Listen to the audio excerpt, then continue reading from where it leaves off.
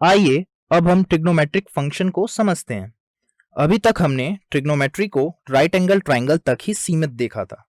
इसके लिए हमने ट्रिग्नोमेट्रिक रेशियोज की वैल्यूज को डिफरेंट डिफरेंट एंगल्स के लिए देखा, किंतु क्या हमें यह ध्यान दिया कि sine 0 degree, sine pi by 2, cos 0 degree तथा कॉस 3 पाई बाय 2 को राइट एंगल ट्राइंगल का यूज करके फाइंड कर सकते हैं?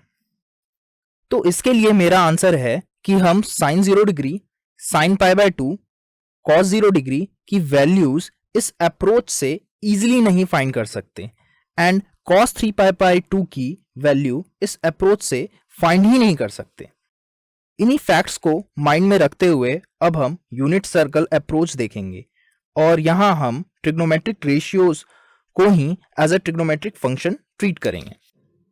आइए अब हम एक यूनिट सर्कल लेते हैं जिस पर एक पॉइंट ए बी कंसीडर करते हैं जो कि लाइन OX से x आर्क लेंथ की दूरी पर स्थित है।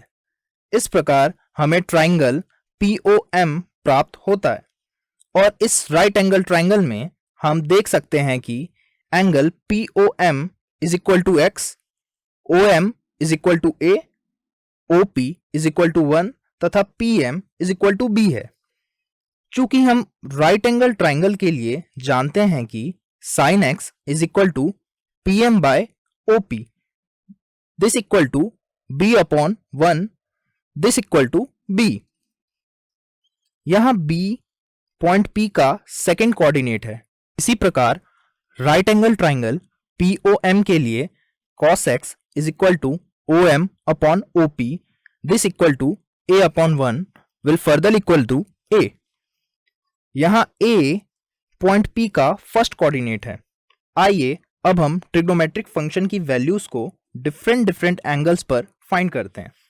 तो सबसे पहले हम point P that is A that has a coordinate 1, 0 को कंसीडर करते हैं जो कि पॉइंट P के OX को अप्रोच करने पर प्राप्त होता है।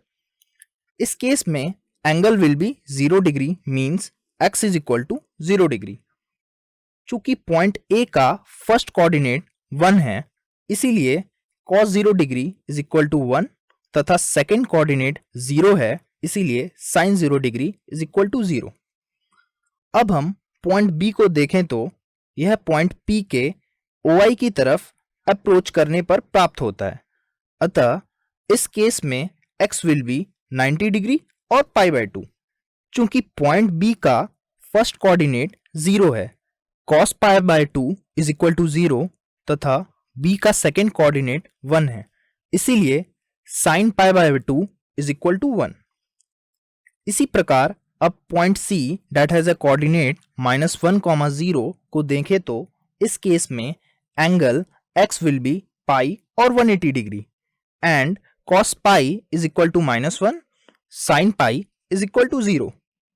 यदि अब हम point D that has a coordinate 0, -1 को देखें तो इस केस में angle x will B 270 degree और 3 pi by 2 and cos 3 pi by 2 is equal to 0 and sin 3 pi by 2 is equal to -1।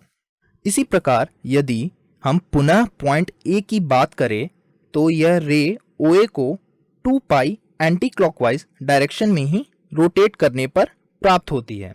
अतः इस केस में angle x will be 2 pi and cos 2 pi is equal to 1 and sin 2 pi is equal to 0। इस प्रकार cos और sin की values 0 degree तथा 2 पाई पर same है। इसी प्रकार हम देख सकते हैं कि sin 2 pi plus x is equal to sin x and cos 2 pi plus x is equal to cos x। यदि हम इसे जनरलाइज वे में कहें तो sin 2n pi plus x will be equal to sin x and cos 2n pi plus x will be equal to cos x। आइए अब हम एक एग्जाम्पल देखते हैं जो इस प्रकार है कि find the value of sin square 3 pi by 2 plus cos 3 pi by 2। Solution देखा जाए तो हमें पहले से पता है कि sin 3 pi by 2 is equal to -1 and cos 3 pi by 2 is equal to 0। This implies sine square 3 pi by 2 plus cos 3 pi by 2. This will be equal to minus 1 का whole square plus 0. This will give us 1.